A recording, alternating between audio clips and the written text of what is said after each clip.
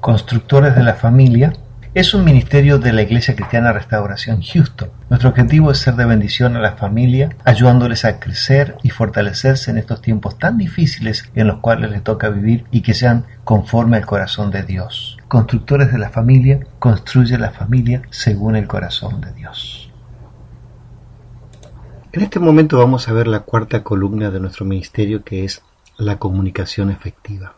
Hace un tiempo atrás estaba observando un joven padre con su hijito de 4 años, donde el niño, después de haber llorado y haber hecho berrinches y cosas que naturalmente hacen los niños de 4 años, en un momento cuando ya las aguas habían calmado, el niño le dice al padre: "Lo que pasa es que no me escuchaste". Esto fue un punto neurálgico, porque este padre pudo reaccionar y darse cuenta que realmente no había escuchado a su hijito de 4 años, y este hijito le dio una gran lección de comunicación a su papá. Muchos piensan que la comunicación es el intercambio de información a través del uso de palabras, pero la comunicación es mucho más que palabras. Podemos definirla como el proceso por el cual transmitimos comprensión de una persona a otra o de un grupo a otro. Si no hay comprensión del mensaje que recibimos, no hay comunicación. Vemos entonces, porque un grupo de personas vivan juntas como una familia, no significa que tienen comunicación, y mucho menos comunicación efectiva. Esto es un arte, y hay que aprenderlo. Los matrimonios sabemos de esta necesidad. ¿Cuántos problemas nos ha acarreado este tipo de cosas?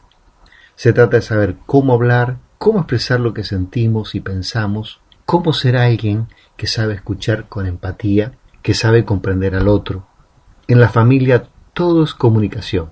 Puede haber amor, servicio sacrificial, pero si no hay comunicación efectiva, constantemente estaremos en problemas. Alguien dijo que los principios fundamentales de la comunicación se encuentran en Santiago 1:19, cuando la palabra de Dios nos dice: "Por tanto, amados hermanos, todo hombre sea pronto para oír, tardo para hablar y tardo para irarse". La palabra de Dios nos da un significado muy real, un significado ilustrativo tremendamente real. Cuando nos enfrentamos a nuestra apariencia física, nos damos cuenta de que tenemos 2 oídos y una boca. Esto nos habla de que necesitamos escuchar el doble de lo que hablamos. Y si tenemos 2 oídos, es para que prestemos mucha más atención de lo que a veces nos imaginamos. Comenzaremos con el matrimonio. Cuando hablamos de problemas de comunicación en el matrimonio, pensamos en varias cosas: una palabra mal dicha o mal interpretada, confusión, malos entendidos, silencio prolongado, pensamientos escondidos y sentimientos guardados. Palabras dichas fuera de lugar: ¿por qué no me lo dijiste? Te lo dije, es que no me escuchas, dices mal las cosas, no me comprendes, si no me lo dices no puedo adivinar, te enojas por todo, etcétera, etcétera. ¿Te resultan familiares estas frases? ¿Por qué será que reaccionamos así? Según Santiago, se trata de saber escuchar y saber hablar, lo justo en el momento adecuado, y de tardar en airarnos. Alguien dijo que las parejas que dicen nunca haber tenido una discusión en 50 años, seguro que tienen muy mala memoria o una vida muy aburrida como para poder recordarla. Los problemas de comunicación son los que crean la mayoría de los problemas en el matrimonio, o son los que lo agrandan a veces a los problemas. Por el contrario, una buena comunicación facilita mucho las cosas, porque en realidad la buena comunicación es la base de todas las relaciones humanas. Imaginemos qué importancia tiene el matrimonio, que es la relación más íntima. Aprender a comunicarse es la mejor adquisición que podemos hacer como matrimonio. Es nuestro mejor bien ganancial. ¿Qué elementos hacen a una buena comunicación efectiva? En el proceso está el que envía el mensaje como el que lo recibe, es decir, el emisor y el receptor. Ambos tienen que estar bien sintonizados y no debe haber interferencias. Myron Rush, en su libro Administración, un enfoque bíblico, dice que hay 6 pasos que integran el proceso de comunicación. 3 los da el emisor y 3 los da el receptor. Vamos al emisor. Debe tener un concepto claro de la idea o concepto que va a transmitir. escoger las palabras, gestos y acciones adecuadas, escoger el medio ambiente o darse cuenta de él, pues este da origen a barreras y tratar de reducirlas. Por el lado del receptor, debe enterarse de la información escuchando las palabras y observando los gestos y acciones, interpretar las palabras y las acciones, crear ideas y sentimientos apropiados. En síntesis, vemos que el proceso incluye palabras, gestos, acciones, ambiente, comprensión, buena voluntad y sobre todo saber hablar y saber escuchar. Punto número 1. El saber escuchar para conocer y comprender. Un periodista cubano de CNN dice: el arte del buen hablar es el saber escuchar. Tiene mucha razón. Los aborígenes de los Estados Unidos inventaron un sistema de comunicación sumamente importante que hasta el día de hoy se utiliza. Se le llama el bastón del habla. Esto lo acuñó Stephen Covey en los 7 hábitos de las personas altamente efectivas, donde se toma un elemento como un bastón en el cual la persona lo toma y habla todo lo que tiene que hablar. Cuando terminó de hablar, sin ninguna interrupción de los demás, lo pasa a la siguiente persona y así en forma sucesiva para tener una buena comunicación y poder hablar por turnos y poder tener una mejor comprensión del mensaje que queremos dar. El hablar no significa que nos comprendan. Para que haya un buen diálogo y comprensión es necesario saber escuchar. Esto primeramente evita confusiones y malos entendidos. En otro nivel, ¿cómo puedo conocer a mi cónyuge si no lo escucho atentamente expresar sus pensamientos y sus emociones? ¿Cómo puede haber una buena comunicación entre ambos si solo quiero decir lo que pienso y no escucho con atención al otro? Escuchar sin interrumpir. La otra persona no estará dispuesta a escucharme hasta que no haya terminado de decir lo que piensa. Mirar a los ojos, mostrar interés genuino en lo que el otro quiere decir o le sucede, saber hacer preguntas de seguimiento para ayudarlo a expresarse y lograr mayor comprensión. No pensar en lo que voy a responder, sino enfocarme en quién me habla, en sus palabras, en lo que intenta transmitirme. La mayoría de las personas prefieren más hablar que escuchar, por eso es que les cuesta mucho poder escuchar. Muchas veces es necesario practicar el escuchar con empatía. ¿Qué significa esto? Es tratar de ponerse en el lugar del otro para interpretar lo que siente y mostrarle que estoy tratando de comprenderlo, sin juzgarlo y sin pensar lo que voy a responder, aún sin pensar en tener que darle una respuesta. Aprender a escuchar con empatía ayuda a la otra persona a abrir su alma y trae mucho alivio. Además, abre muchísimo la comunicación. En otras palabras, es asociarnos con la otra persona o ponernos en los zapatos de la otra persona. Debemos saber también que los hombres y las mujeres somos muy diferentes en nuestra forma de pensar, nuestra forma de hablar, como también en la de reaccionar ante las diferentes situaciones, por lo cual es necesario saber estas diferencias para comprender al otro sin obstáculos. Esto sería un tema aparte, muy amplio, pero podemos dar algunos puntos generales más adelante. Saber escuchar activamente. Sin hablar, también implica hacer preguntas de seguimiento para ayudar a quien nos está abriendo su corazón y sacar lo que tiene adentro y para que sepa que estamos prestando atención.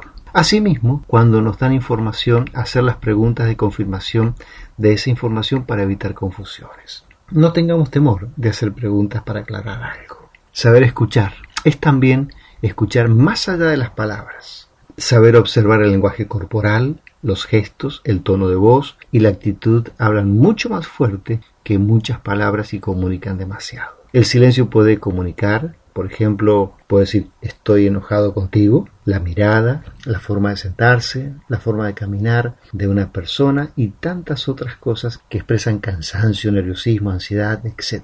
Debo aprender a observar y leer más allá de las palabras que me dicen. Esto requiere salirnos de nosotros mismos y aprender a concentrarnos en los demás, enfocarnos en querer comprender al otro. En otras palabras, es salirnos del cuadrito en el que estamos acostumbrados para poder ver las cosas mucho más amplias.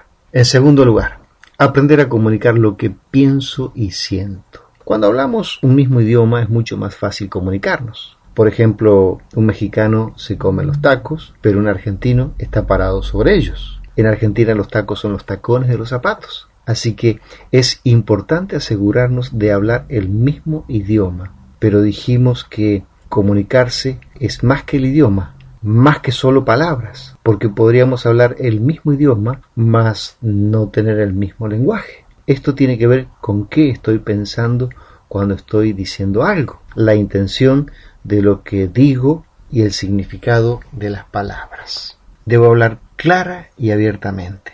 Cuando no decimos abiertamente lo que pensamos o sentimos, no podemos pretender que nuestro cónyuge lo adivine.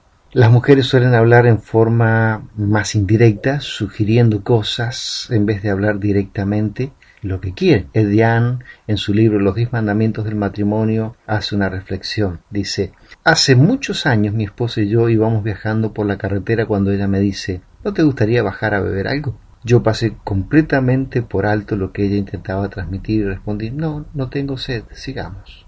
Media hora más tarde, al aproximarnos a otra salida, ella expresó de manera más explícita lo que antes había comunicado en forma velada. Quisiera que paráramos a beber algo. Quisiera que paráramos a beber algo. ¿Por qué no me lo dijiste antes?, le pregunté. Te pregunté si deseabas beber algo y esperaba que tú me preguntaras lo mismo, replicó ella. En la mente de ella decir ¿no te gustaría parar a beber algo? Significaba en realidad quisiera que nos detengamos a beber algo. Sin embargo, yo no la escuché en ese sentido. Para mí, ella me había hecho una pregunta directa y yo respondí una respuesta también directa. No tengo sed. A partir de ese momento, ambos aprendimos a comunicarnos mejor en el lenguaje del otro. Es importante escoger las palabras al querer comunicar algo. Escoger las palabras sencillas y directas y mirar a los ojos. Si deseamos que nos comprendan un mensaje no tan sencillo, podríamos pedir que el otro repita la frase para asegurarnos que la comprendió.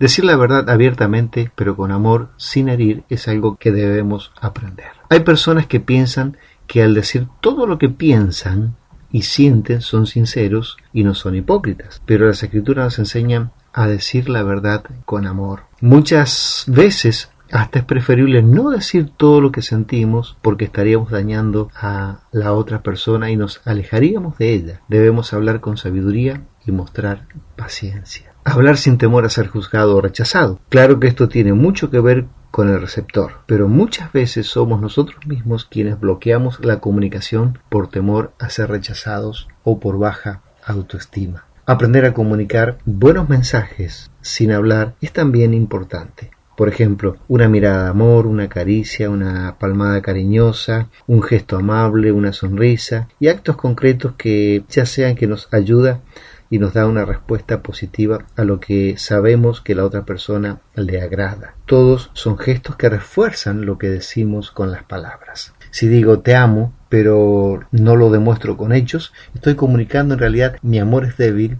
o hay algo raro que está pasando conmigo. El saber comunicarse con eficacia va a afectar positivamente todas las áreas de la vida de la pareja. El área sexual, el área afectiva, el área de educación de los hijos, el romanticismo, el conocimiento mutuo, la comprensión, el área de las finanzas y todo lo demás. En el área sexual muchas veces hay problemas de insatisfacción o desajustes, no por algo más grave, sino porque sencillamente no han comenzado por hablar las cosas, decirse uno al otro lo que sienten, o lo que le pasa, o lo que no le gusta, o lo que le gusta. Recurren al silencio, a sufrir. A veces la mujer no siente satisfacción en las relaciones, pero por vergüenza no se lo dice. No se atreven a hablar las cosas abiertamente. O tal vez ella habla, pero no sabe escuchar más allá de las palabras. También hay un desentendimiento de las diferencias de la forma de ser del hombre y de la mujer en general. Hay trabas o interferencias en la comunicación. Tercero, detectar las interferencias en la comunicación. Cuando era estudiante me ganaba la vida instalando intercomunicadores. Los intercomunicadores iban desde el interior de la casa hacia el exterior, eran para seguridad. En muchos momentos el problema más común que tenían era que había interferencias. Las producían los aparatos de radio, los tubos fluorescentes y algunas otras cositas electrónicas que había alrededor. Y esto le producía un ruido como se le llama ruido a fritura y no permitían que el mensaje llegara nítidamente al otro lado. Esto se solucionaba colocando transistores a los aparatos y de esta forma eliminaban el ruido a fritura. Puede haber cosas que interfieran la comunicación efectiva. Necesitamos aprender a conocer estas interferencias y detectar cuáles son las que más nos afectan en nuestra relación. ¿De qué manera nos afectan? Trayendo conflictos, malos entendidos, falsas suposiciones, falta de comprensión del uno al otro, desánimo, actitudes negativas, resentimientos, desconfianza, soledad, etc. Vamos a ver algunas de ellas. La ira. Dice la palabra de Dios que la ira no obra la justicia de Dios. El enojo y la ira hacen que la comunicación se rompa y se dañe y los sentimientos se hieran. Hace que el cónyuge ya no quiera seguir hablando y comienza en un círculo de silencio e indiferencia y en otros casos de pelea. Dice Proverbios 15:1.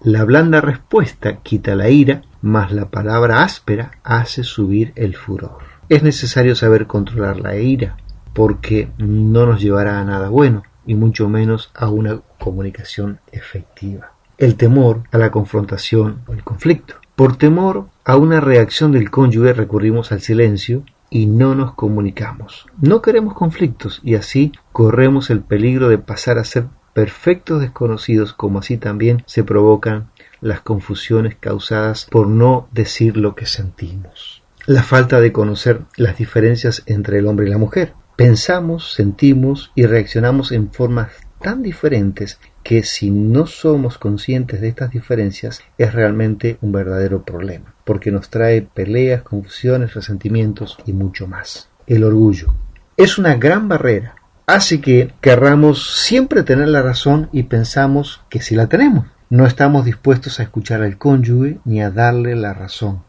No habrá diálogo fluido así. También el orgullo hace que no estemos dispuestos a compartir abiertamente lo que sentimos o pensamos, porque es como desnudar nuestra alma y por eso nos hace vulnerables frente al otro y somos muy orgullosos para esto. La vergüenza. Casi siempre es una forma de orgullo. La vergüenza o timidez para hablar con libertad lo que sentimos, como así también para responder al otro. Al igual que el temor o el orgullo, la vergüenza nos lleva a no hablar y esto nos trae muchísimos malos entendidos. El egoísmo. Este hace que no estemos dispuestos a escuchar con atención y con el deseo de comprender porque estamos muy centrados en nuestros propios pensamientos y problemas. Entonces el egoísmo nos encierra en nosotros mismos y nos hace avaros y ciegos a las necesidades de otros y a las palabras o gestos de otros que intentan comunicarnos algo. La mentira o falta de honestidad o las verdades a medias. Si estamos tratando de ponernos de acuerdo en algo o de comprendernos, pero escondemos toda la verdad de lo que sentimos o pensamos, ya sea por no herir al otro, por orgullo o por temor, será un gran obstáculo, como así también cuando no somos transparentes y nos falta honestidad. La mentira descarada, por supuesto, mucho más. Produce desconfianza, nos aleja. ¿Cómo podremos nuevamente confiar en la palabra de quien sabemos nos miente vez tras vez? La manipulación. El uso del silencio como un arma es una forma de manipular. Usar palabras hirientes, sarcasmos, frases, a veces frases indirectas, todo con la intención de cambiar al otro o influirlo en vez de decir las cosas directas y honestamente. El llanto es una forma también de manipular. La televisión e internet. Estos son los intrusos del hogar, que se interponen para distraernos y alejarnos unos de otros. Mirar juntos un programa de televisión puede ser algo bueno, en el sentido de compartir un momento en familia, en donde también se puede conversar trivialidades u opiniones dependiendo de lo que estamos viendo. El peligro es cuando es todo lo que hacemos y nos escudamos detrás de él para no encontrarnos cara a cara uno con el otro y compartir todas las cosas con más profundidad. El uso de la internet en forma excesiva puede ser también un obstáculo peor porque es más individual y suele ser adictiva. Los compromisos. Las ocupaciones como el trabajo, citas, tareas en el hogar, la iglesia, los ministerios, pueden ser armas sutiles usadas para matar el matrimonio. Llevan al aburrimiento, al cansancio, a la rutina y al vacío. Obviamente, todos tenemos ocupaciones buenas y necesarias, pero cuando estas son prioritarias, que aparte nos agotan y no nos damos el tiempo de calidad suficiente a nuestro cónyuge e hijos, vienen a ser grandes obstáculos en la comunicación. En el caso de los matrimonios, los hijos, aunque son lo más importante y bello que Dios nos ha dado, pueden ser una barrera entre ambos. Los usamos poniéndolos en el medio, ya sea a propósito o inconscientemente, para así no tener que dialogar como matrimonio, para no encontrarnos a solas el uno con el otro. Incluso muchos matrimonios los ponen a dormir con ellos en la misma cama matrimonial o en el mismo cuarto. Tal vez existan más interferencias, obstáculos, ruidos molestos que no nos dejan dialogar, pero lo más importante es que cada uno de nosotros aprenda a reconocer los propios y decida quitarlos. Cuarto, niveles de comunicación. El doctor David Mays, quien escribió varios libros de enriquecimiento matrimonial y otros consejos matrimoniales, han identificado diferentes niveles en la comunicación entre cónyuges. Veamos cada nivel y cómo ellos lo presentan. Nivel 1. Frases hechas. Por ejemplo, ¿cómo estás? ¿Cómo te va?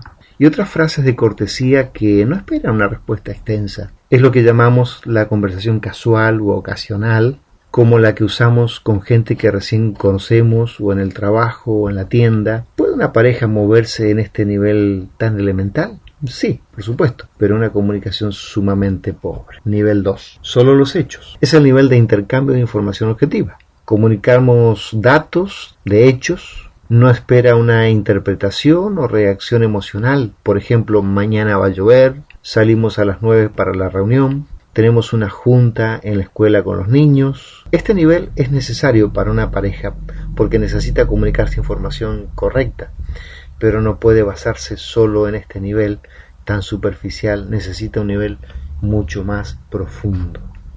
Nivel 3. Opiniones y convicciones. ¿Qué piensas de? ¿Qué crees? Es cuando transmitimos lo que creemos y pensamos, como así el por qué pensamos así, nuestras motivaciones, creo que, pienso que, siento que. Este es el nivel donde suelen aparecer los conflictos en el matrimonio, como así en toda relación. Pero es un nivel necesario en donde debemos aprender a comunicarnos, aprender a aceptar nuestras diferencias, aprender a respetarnos y a resolver los conflictos. Nivel 4. Los sentimientos. ¿Cómo te sientes? En este nivel las mujeres se sienten más cómodas que los hombres. A los hombres en general les cuesta compartir sus sentimientos porque decir lo que sentimos nos hace más vulnerables frente al otro. También solemos temer el saber lo que el cónyuge realmente siente y preferimos no preguntar. Pero para poder crecer en el conocimiento del otro debemos ahondar en este nivel. Es muy importante aprender a transmitir nuestros sentimientos y emociones con libertad y también hacerlo con sabiduría. Nivel 5. Comunicación de las necesidades. Es el saber comunicar lo que necesitamos, lo que ansiamos tener o vivir, lo que necesitamos de nuestro cónyuge. Cuando somos bebés o niños, comunicamos nuestras necesidades instintivamente. Luego aprendemos a verbalizarlas. Quiero ese juguete, tengo hambre. Pero al ser adultos, nuestras necesidades se hacen más complejas y también nos resulta difícil identificarlas y comunicarlas. Cada uno necesita decirle al otro sus necesidades afectivas, físicas o espirituales. La necesidad de estar solo un rato, o de conversar más, o de sentirse más considerado, etc. Si logramos hacerlo con la pareja con libertad y sin sentirnos juzgados, ignorados o rechazados, habremos logrado el nivel más profundo. Es posible que te sientas identificado con alguno de estos puntos que hemos desarrollado en este momento. Yo quiero hacerte algunas preguntas para que reflexiones. ¿Nos comunicamos claramente y logramos siempre o la mayoría de las veces comprendernos? ¿Hablamos de nuestros sentimientos y de lo que necesitamos abiertamente? Cuando estamos enojados, ¿nos escondemos en el silencio? ¿Sabemos escuchar con real interés al otro sin interrumpirlo y tomándonos todo el tiempo que se necesite? ¿Nos miramos a los ojos con total atención? ¿Hablamos con un tono de voz duro y una actitud que demuestra venganza, resentimiento, querer herir al otro? ¿Sabemos controlarnos al hablar cuando el nivel emocional es alto, cuando nos sentimos frustrados o heridos? ¿Nos mentimos o decimos la verdad? ¿Tratamos de reconciliarnos pronto o no? ¿Sabemos discutir puntos de vista diferentes sin enojarnos y enemistarnos? ¿En qué nivel de comunicación crees estar? Para concluir, recuerdo un matrimonio al cual tuvimos que asistir hace años atrás. Este matrimonio tenía todos los conflictos habidos y por haber de comunicación. Quizás no tenía ningún conflicto que no se pudiera resolver. Todos estos eran para resolverse. Y tuvimos que comenzar a hablar con ellos como se habla con un niño. Y empezar a transmitir los sentimientos, empezar a transmitir los mensajes, empezar a transmitir las ideas como lo hacen los niños. En muchos momentos quizás tendremos que comenzar de vuelta en nuestro matrimonio y empezar a comunicarnos con él, con ella, como cuando éramos niños. Y empezar a aprender juntos a comunicarnos para evitar un montón de confusiones, un montón de problemas que después se hacen altamente complejos poderlos resolver. Que Dios te bendiga y que si estos problemas están en tu vida matrimonial, ponle mano pronto para que ellos sean resueltos y para que tengas el mejor matrimonio. Recuerda que construimos la familia según el corazón de Dios. Dios te bendiga.